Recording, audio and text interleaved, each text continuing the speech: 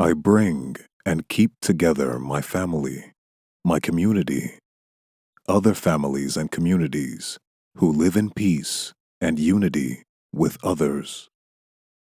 I am unity. You are Christian, Muslim, Hindu, Jewish, or of some other religious or spiritual belief system. You are climbing the mountain toward God, enlightenment, self-realization, or whatever the purpose or goal of your beliefs. The Christian goes up his path, the Muslim goes up her path, the Hindu, the Taoist, the Yoruba, Akan. Everyone is going up and up toward their religious or spiritual goal. The top of the mountain, then, you stop. You seize one of the others and you say, hey, you're doing that the wrong way, or you're trying to reach the wrong goal. You go over to other to stop him from doing it the wrong way or moving up the mountain to the wrong goal. You say, here, this is the God, enlightenment, self-realization that I am pursuing, and you should too. You do not realize that in moving to stop the other, you stop moving up the mountain toward your goal.